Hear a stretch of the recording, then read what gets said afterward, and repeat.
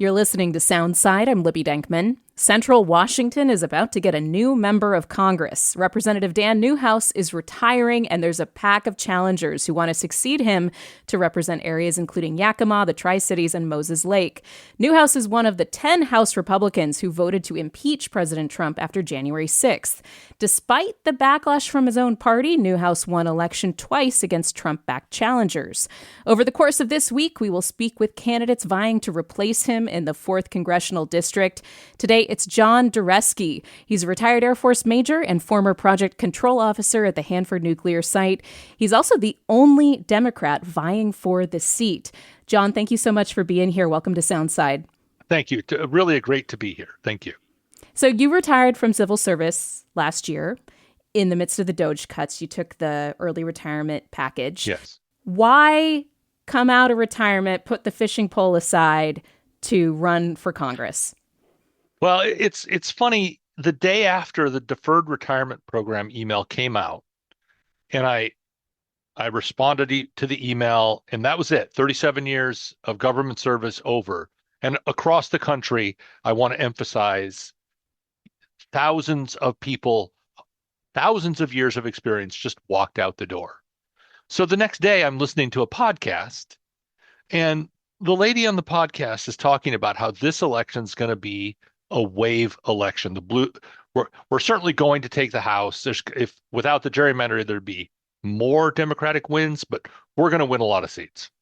And then she says, this election is going to be driven by the kind of candidates who see how crazy everything is, and they've got to get off the sideline. They've got to get into the game. Libby, it was as if I was struck by lightning. I was like, oh, she's not talking to an audience. She's talking to me. And so after that, I actually sent a chat to a kind of a Democratic Party insider. And I said, hey, crazy idea here. Combat veteran, 37 years of experience, blah, blah, blah. And he basically said, that is some crazy I endorse. And we've been running ever since.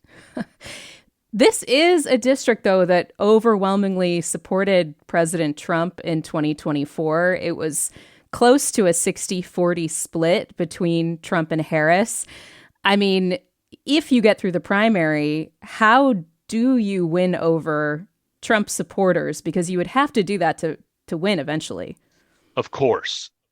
Let me tell you, I just had somebody in my living room yesterday, and they were a Trump voter, and they're out putting my campaign signs up right now. The Epstein files, the war in Iran, those are really big deals to people who voted for him thinking they were going to get something else. And so when I go out on the campaign trail and I talk about affordability, this isn't a buzzword. This isn't a messaging scheme. This is the people's lived reality here in Central Washington. And they're tired of people with just giving them the same old talking points, the consultant crafted, mealy-mouthed Democrats trying to triangulate. We're going to say what we mean and mean what we say. And that is having an impact. I mean, on that note, there is a lot of anger right now among Democrats towards their own party. This is not a district where we see like a Democratic socialists trying to upset the establishment. But we have seen that in many parts of very blue areas of the country. It just seems to be this boiling rage, frankly, where the left feels like the party itself has been ineffective.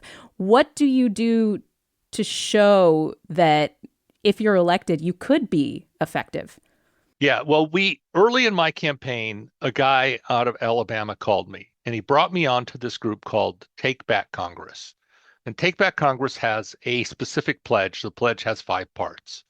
They are term limits, they're a ban on insider trading by sitting congressmen, a moratorium on lobbying by departing congressmen, overturning Citizens United, and finally, an enforceable code of ethics for the Supreme Court. And the whole purpose of this pledge is to demonstrate to the voters, we hear you. We see that Congress has failed to keep your interest front and center. They're not representing you anymore. They're representing the billionaires and the lobbyists. And it's time to get back to the basics. It's time for people to not go to Congress so they can get rich and have power. It's time to serve the interest of their district. And that message lands with everybody. And there are things that we can do on day one. The ban on stock trading is something Congress could immediately impose on itself. Not, it doesn't have to go through the veto proof majority and all that. Congress could just say, we're not doing this anymore. Immigration is a big concern in your district. A little over 15% of the population in the fourth is born outside the United States, according to estimates by the American Immigration Council. Obviously, deportations and immigration enforcement have ramped up under President Trump. Do you support the president's immigration policies? And if not, what sorts of changes would you like to see? The president's immigration policies are immoral and un-American. And I support today a path to legal status for people who've been here 5 years or more and they've kept their nose clean. That path should be fair, legal, and fast. Fair, fast, and affordable. Sorry. And more than that, though, having come from the government, and I want to just talk about ICE for a minute here, because you see what happens when the culture of an organization is broken.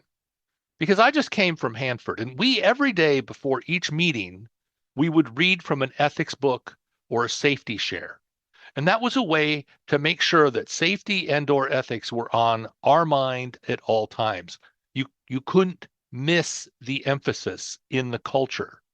And when I say the ICE needs significant reform and needs to have its mission refocused and some of its funding taken away, believe me, the rest of the Democrats and I are very angry about this, and we're really ready to do something when we get the gavel at the beginning of the year.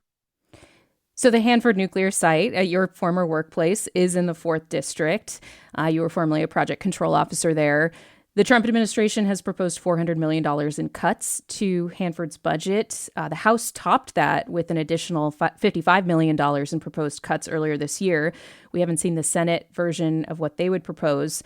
What would those cuts mean if they took effect in the next fiscal year? And how would your experience at Hanford play into how you would approach this issue in the House? For sure. Well, let me just state the easy part of this first, which is that we were gaining real momentum there. And I don't know, because I haven't been there for a year and change, I don't know where we are today. I do know that they've started vitrifying actual low-level waste, which is a gigantic accomplishment. But that's turning the waste into glass? Yeah, yes, ma'am. Yes, turning vitrification, glassification might be an easier word. And this is a long time coming and a very, very complicated and expensive process. There are ways that we could save money long term if we can get all the stakeholders to buy in by grouting some of the waste. But that's not a debate for me to be having as a project controls officer or even as a candidate for Congress. But the fact is that Hanford site is an economic growth engine for all of Tri-Cities. We have a high number of PhDs here in our community. We have a large number of very well-paying jobs that are servicing the Hanford field office. And to just glibly cut out, that's, I think, a quarter or an eighth of the budget of Hanford. That is not acceptable, especially when Hanford was gaining such momentum. The easy promise here is it's a fundamental, basic job of a congressman to bring back jobs and federal dollars for our district. And we already have a problem in Washington with too many federal dollars going to D.C. and not coming back to Washington, but going to other states. What do you think about data centers? The president has an executive order that he signed last year to encourage data center development. The 4th District is a hotspot for data centers. They bring a lot of tax dollars to these communities, but there's also a lot of residents who have started to push back on the water and power consumption, on the acquisition of land for these data centers. What approach do you want the federal government to take towards data centers if you're elected and you have some say in the matter? Well, a couple of things. The data centers aren't producing great benefits for local communities. as they sometimes advertise. There's a short burst of construction dollars that come in, but the long-term impact, maybe some tax revenue, but very few jobs. These data centers are essentially boxes that a couple of people can, I don't know, typically 30 people can run the data center. But I want to separate these things into what I see as two issues here. There's really AI, which everybody is really concerned about, and data centers. Now, I'm watching a Hulu series right now. Those videos are served from a data center, and we want those data centers to be close and be able to provide those services to people that are demanding them. What I'm not sure that we need is this AI. I'm not sure what the benefit is for the common good for the rest of us in a, it's great for the tech oligarchs. They've got their big plan to put us all our jobs and take all the benefits for themselves. Doesn't really do much for us working people out here in the real world. And so we need some data centers. How many we need? The local communities everywhere should absolutely get a choice in where those data centers go. If a local community says, nope, we don't want that data center, then that should really be the end of the story. So one of the things that is driving a wedge in the Democratic Party right now and has, created also a wedge on the right, I think, is the issue of funding for Israel. And I'm curious how you would approach that in the House if you were elected. Would you support the continued military assistance levels that the United States has right now for Israel? Or would you like to see a change in policy towards the way the U.S. supports particularly military funding? No, I would not support continuing funding the way we are right now. And what I have said on the campaign trail, I will say here. Until Israel finds its way out of our internal politics in our country, then our aid to them, especially the aid that's benefit the radical right-wing government of Israel, should stop. I want to also add here that I talk to a lot of people, and I don't think the Democratic Party and the Republican Party, for that matter, are aware of how angry American voters are about this. I took a pledge called Track AIPAC. And so I've said I will not accept money from AIPAC, and we will seek to reduce funding for military expenditures going to Israel. And I want to be crystal clear. There is no room in our country for spending money on Israeli military when we can't afford to fix our healthcare system here. John Duresky, candidate for Washington's 4th Congressional District. We have about a minute left. Anything else you want to say about your top priorities if you are elected to Congress? Yeah, healthcare is the big one here. I've talked to people up and down the district. The big, beautiful bill has done real damage to our rural hospitals here. Again, this is not just a talking point. A lot of these poison pills were set to go off actually after this election, with work requirements and changing Medicaid and Medicare reimbursement rates. 55% of the people in this district are on Medicaid and Medicare. Fixing it is not optional. But ultimately, since we've tried everything else, I think it's time to move toward universal health care, because that's a solution that could really stop medical bankruptcies, stop people having to make terrible choices on their health care. John Duresky running for the 4th District congressional seat. That's in central Washington, includes Yakima, the Tri-Cities, and Moses Lake.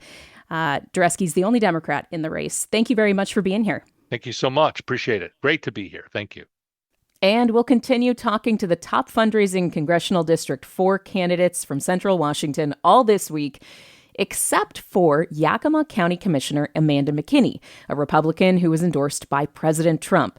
She politely declined our interview request, but said she would be open to speaking after the primary election. Thanks for listening to Soundside. Don't forget you can listen live on KUOW 94.9 FM Seattle at noon and 8 p.m. Monday through Thursday, or anytime online at KUOW.org or on your favorite podcast app.